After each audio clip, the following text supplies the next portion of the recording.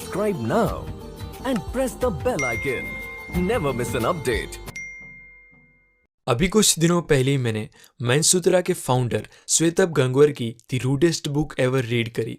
इस बुक में से मैंने कई सारी नई चीजें सीखी है जो मुझे लगता है कि आपको भी काफी पसंद आएगी। श्वेतब ने पिछले कई सालों में लोगों की लाइफ के बहुत सारे प्रॉब्लम्स सोल्व किए हैं, जिससे उन्होंने एक बात जानी कि प्रॉब्लम्स हम सभी की लाइफ में होते हैं और उस प्रॉब्लम से डील करने के लिए हमें कुछ पर्सपेक्टिव्स और प्रिंसिपल्स की जरूरत होती है, क्योंकि प्रॉब्लम्स उनका कुछ नहीं बिगाड़ सकते जो स्ट्रॉन्ग पर्सपेक्टिव्स और प्रिंसिपल्स के बेस पर अपनी लाइफ जीते हो। इसलिए आज मैं आपको द रूडेस्ट बुक एवर से कुछ ऐसे पर्सपेक्टिव्स बताने वाला हूँ जो बहुत ही इंटरेस्टिंग और इम्पोर्टेंट है। तो चलिए उससे जानते हैं। Number 1 is people are weird. अगर आप एक पपी को देखते हो तो आपको क्यूटनेस का सिग्नल मिलता है और आपको लगता है कि वो आपके साथ खेलेगा। अगर आप एक शेर को देखते हो तो आपको डेंजर का सिग्नल मिलता है और आपको लगता है कि वो आप पर अटैक करेगा। वैसे ही आपको लोगों के बारे में क्या लगता है? अगर कोई आपके साथ अच्छे से बिहेव करे और आपकी हेल्प करे तो आप कहेंगे कि लोग बहुत अच्छे होते हैं, और अगर कोई आपसे बदतमीजी से पेश आए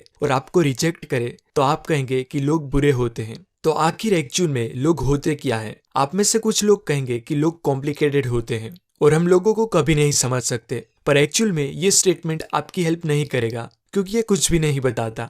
लोग बुरे होते हैं वो बहुत नेगेटिव हो जाएगा और लोग अच्छे होते हैं वो बहुत पॉजिटिव हो जाएगा। इसलिए हमें ये दोनों के बीच का रास्ता चूज करना चाहिए कि लोग अजीब होते हैं। ये एक बेटर पर्सपेक्टिव है, क्योंकि अजीब ना ही पॉजिटिव होता है और ना ही नेगेटिव, और इंटरनेट पर लोग अक्सर अपने आप को अजीब कहते रहते हैं। लोग अजीब होते हैं इस पर्सपेक्टिव से आप लोगों को किसी भी तरह बिहेव करने के लिए अलाउ करते हो और उसे जज नहीं करते। किसी ने अगर आपको रिजेक्ट कर दिया तो लोग अजीब होते हैं ये सोच के आप सीधा आगे बढ़ सकते हो। रिजेक्शंस, फेलियर और लॉसेस लाइफ का एक पार्ट है और ये सबको लेकर आपको अपना नजरिया बदलना पड़ेगा कि रिजेक्शंस नॉर्मल है। चाहे आप जीनियस हो, टैलेंटेड हो, स्ट्रॉन्ग हो और कितने भी हेल्पफुल क्यों ना हो, लोग आपको रिजेक्ट करेंगे क्योंकि लोग अजीब होते हैं। जब भी आपको रिजेक्शन मिलता है तब आप इस 3 में से ही किसी एक रास्ते को चूज करते हो। या तो आप एक्सेप्ट कर लेते हो कि आप लूजर हो, या आप डिसाइड करते हो कि सक्सेसफुल बनके आप दुनिया को प्रूव करेंगे कि आप उनसे बेटर हो, या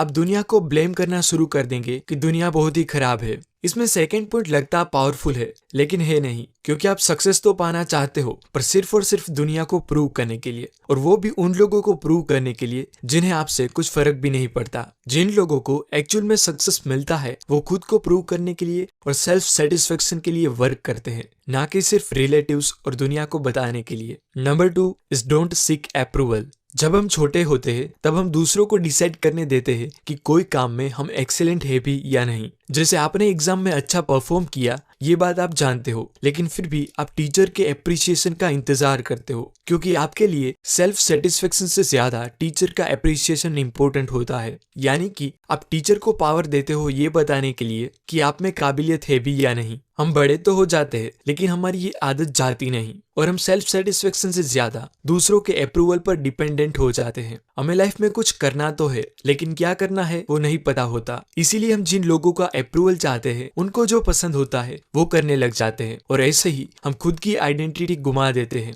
number 3 choose satisfaction not happiness. हमारे ज्यादातर काम करने का रीजन हैप्पीनेस होता है। हम कभी भी सेटिस्फेक्शन और हैप्पीनेस के डिफरेंस को नहीं समझ पाते। हमें मूवी देखने में, दोस्तों के साथ पार्टी और टाइम स्पेंड करने में हैप्पीनेस तो मिल जाती है पर सेटिस्फेक्शन नहीं मिलता। हम ये नहीं जानते कि सेल्फ सेटिस्फेक्शन से ही हमें शांति मिलती है और हैप्पीनेस उसकी बाय प्रोडक्ट होती है। जैसे मूवी और पार्टी को इग्नोर करके अगर आप कोई प्रोजेक्ट कंप्लीट करने का डिसाइड करो और काफी मेहनत के बाद प्रोजेक्ट सक्सेसफुली कंप्लीट होने पर जो सेटिस्फेक्शन और शांति मिलती है वो मूवी और पार्टी की हैप्पीनेस से कहीं ज्यादा होती है। इसीलिए हमें अपने काम करने के मोटिव को चेंज करके, यानी कि मोमेंटरी हैप्पीनेस को इग्नोर करके लॉन्ग टर्म सेटिस्फेक्शन को चूज करना चाहिए। Number 4 is you are a nation. हमें अपने आप को एक नेशन की तरह देखना चाहिए। आप एक नेशन हो और दूसरे लोग दूसरे नेशन है। आपके पेरेंट्स, दोस्त एटसेट्रा आपके पड़ोसी नेशन है। आप आपके नेशन के प्रेसिडेंट हो और आपके मोरल कोड्स और एथिक्स कॉन्स्टिट्यूशन है।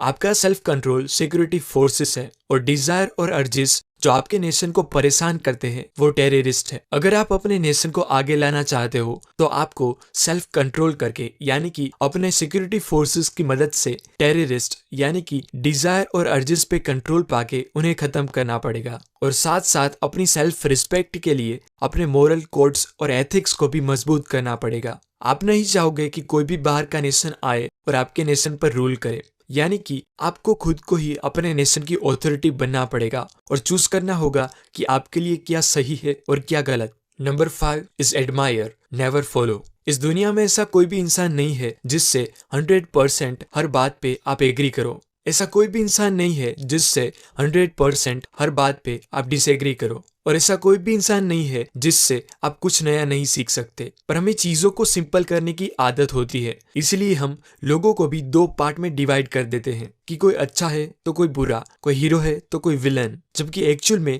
लोग पूरी तरह अच्छे और पूरी तरह बुरे भी नहीं होते। जब भी आप किसी को अपना हीरो या रोल मॉडल मान लेते हो तो आप एज्यूम कर लेते हो कि वो बहुत अच्छे हैं और वो कोई बुरे काम नहीं कर सकते, और ऐसे ही आप उनको कॉपी करने लग जाते हो और उनकी गलतियों को भी इग्नोर करते हो। जब हम इंसानों को इंसानों की तरह देखने लग जाएंगे तब हम उनसे अनएक्सपेक्टेड भी एक्सपेक्ट कर सकते हैं। हमें किसी को भी ब्लाइंडली फॉलो करने की बजाय उनकी जो भी स्किल्स और क्वालिटी हमें पसंद है उसे एडमायर करनी चाहिए और उस स्किल की रिस्पेक्ट करनी चाहिए, पर वो पर्सन को कभी भी ब्लाइंडली फॉलो नहीं करना चाहिए। And last number 6 is learn how to think. आपको कई सारे लोगों ने कहा होगा कि think differently, think outside of the box और ओपन योर माइंड एटसेट्रा, लेकिन किसी ने आपको ये नहीं बताया होगा कि वो करे कैसे। बचपन में जब भी हमें कुछ जानना होता था तो दूसरे लोग हमें इंफॉर्मेशन का एक पैकेट दे देते थे जिससे हम सेटिस्फाई हो जाते थे और खुद सोचने की बजाय सीधा मान लेते थे बिना क्वेश्चन किए कि वो सही है भी या नहीं।